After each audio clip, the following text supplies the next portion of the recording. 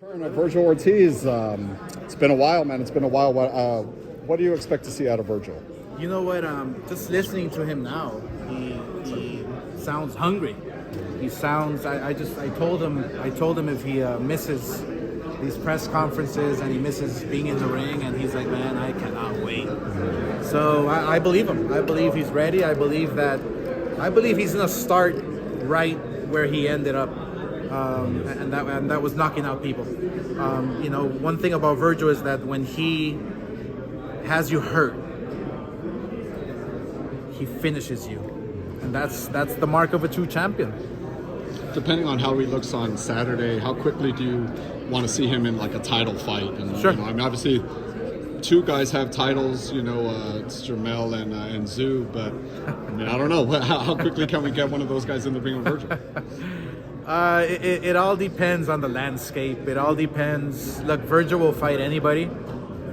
It just all depends on the landscape, what champion is where, and the ranking system. We'll have to just go back to the drawing board and figure it out. But Virgil is ready for anybody. He will fight anybody. He will challenge the very best, and that's why we love promoting him. That's why we love being on his team. He is a fighter who is willing to just put it all out there and challenge the toughest fights out there. So whether it's Jermell or I'm not sure which one it is. I'm sorry, it's confusing, but whoever it is, we're willing and able to fight the very best. Virgil was talking about that he hasn't been in the ring for 2 years, obviously. He did talk about, what people were saying. How did you guys, the Golden Boy team, Roger and his father, get him? It was a big mental health issue. It was tough being out of the ring for 2 years. Sure. What kind of conversation did you have with Virgil, if you'd like to involve? Well, look, first of all, Virgil's strong-minded. His willpower, can exceed anything, any adversity that he's facing.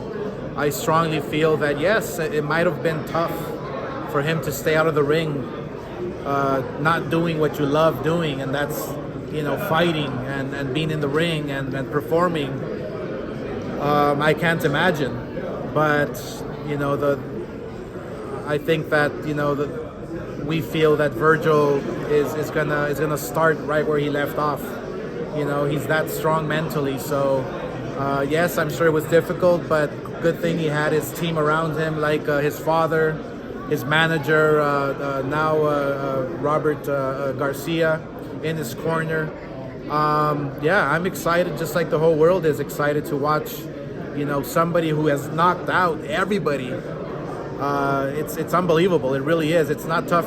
It's not tough to do. It is tough to do. So,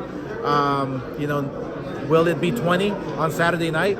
We'll have to wait and see, because that 2-year layoff can be crucial. It can, affect your abilities whether it's your confidence, whether it's your punching power. But that's why everybody's excited to watch Virgil on Saturday. Oscar, tell us about your experience with Ghanaian fighters like Mike Cortez. Yeah, I was talking to Bernard right now, Azuma Nelson. I was watching the other fight. I was watching Azuma Nelson with Salvador Sanchez. Amazing fighters from Ghana. Ike Cortez, who is my difficult fight till this day. Is that your most difficult fight? Yeah, the hardest puncher I faced. So, this fight's not going to be easy for Virgil.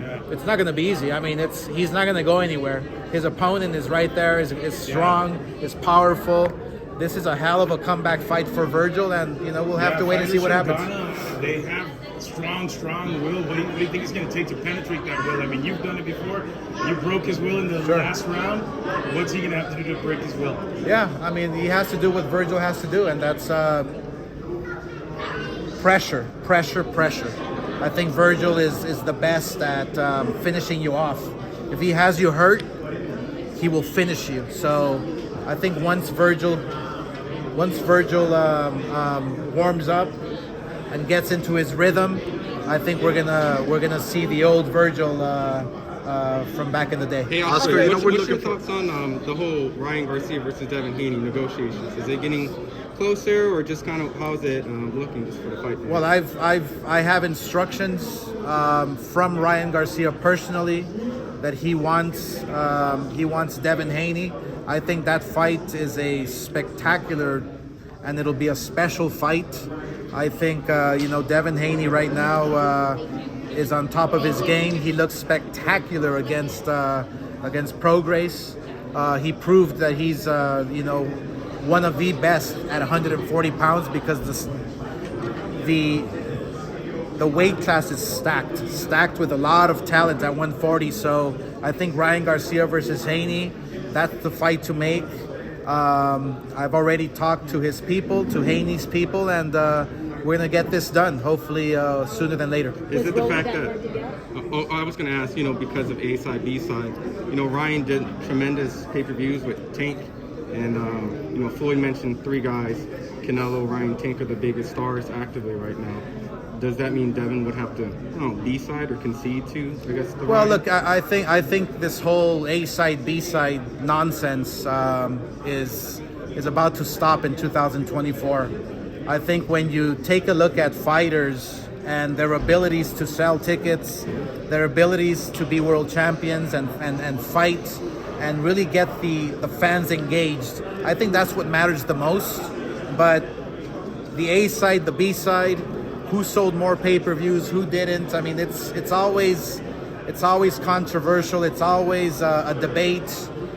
We know Ryan sells. We were involved in one of the biggest fights in 2023 with Tank Davis and Ryan. Haney is a tremendous fighter. He's got tremendous skill, tremendous ability. So you have to weigh in everything and take into consideration.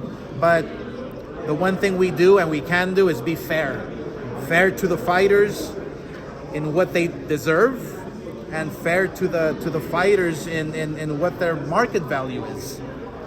If you tell me right now whose market value is higher, I mean, obviously, and it's no secret, it's Ryan Garcia. So, but one thing about us at Golden Boy, because I was a fighter myself, we are very fair in negotiating. But with Rolly, you said Rolly, you can't hide. Was that hard to even? Did you even attempt for Rolly? We attempted.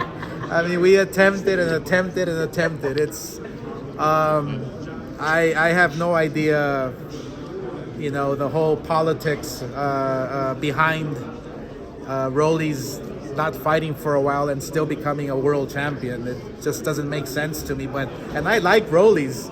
He's actually a really nice guy. I like him.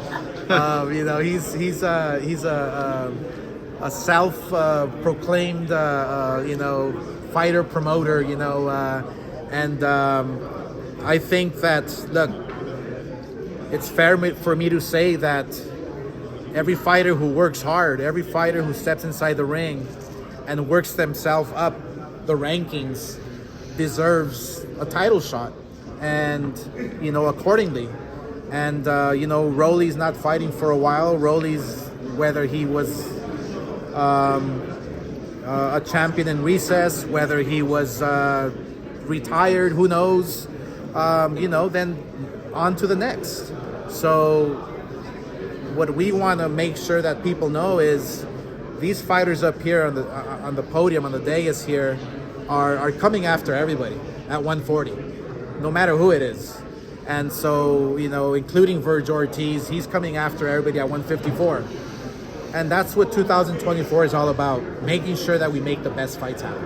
Oscar, you here. On Ryan Garcia, you've brought in Arnold Barboza, Ohio Davis is here, linked with Ramirez as well. Is this kind of part of a company strategy to bring in opponents for Ryan? Or, could you box all these guys against each other and build a roster at 140? Well, look, everybody always guns for the top dog,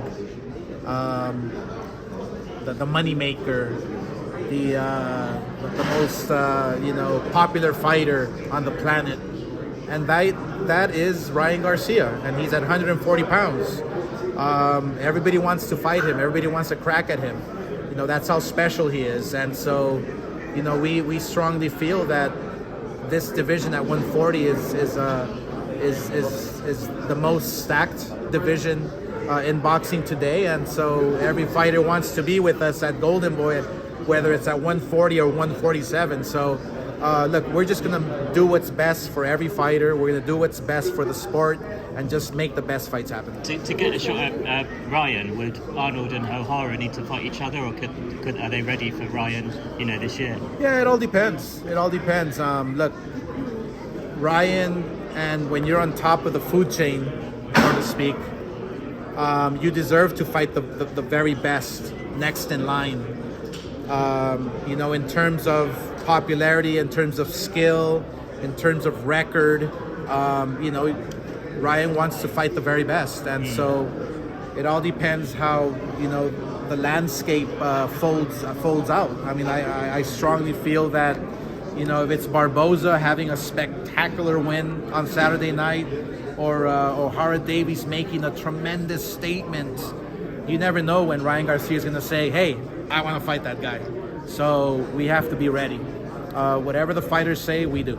Thanks, Hey Oscar, just your thoughts. It's not like a controversial thing, but just my curiosity. Ryan was running with Floyd, and I know that back in the day that just your overall thoughts that he's able to work with the other side promoter after fighting Tank. Is there just a good relationship that Well, after I mean, the fights are done?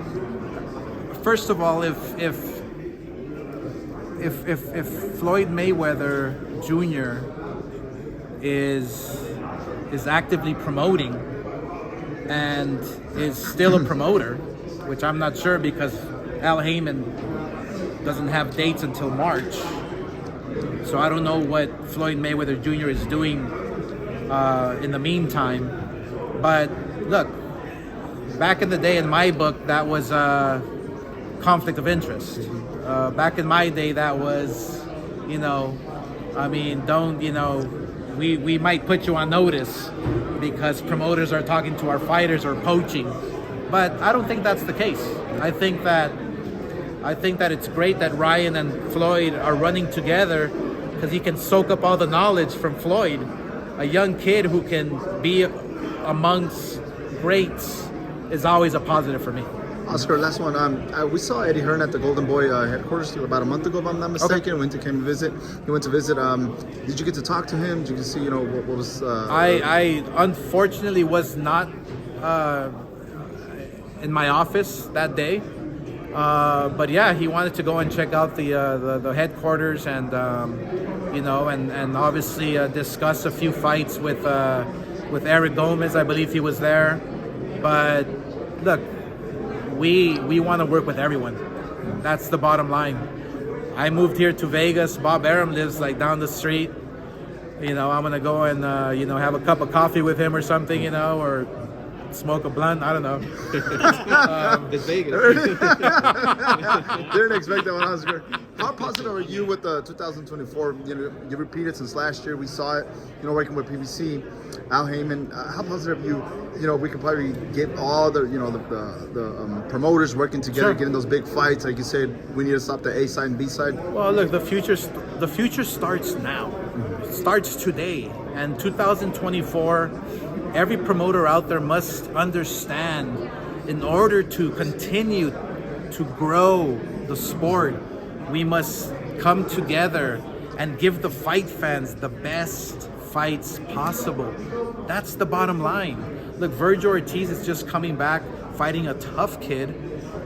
When he's ready, maybe it's his next fight. Maybe it's the fight after that. He'll be fighting the best at 154.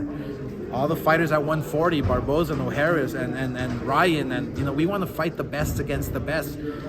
Jaime Munguia, January 26th, fighting John Ryder. Yeah, of course, John Ryder in Arizona. It's a new fan base for him that we're exposing him to. So we want to make sure that boxing just continues to grow and grow and grow.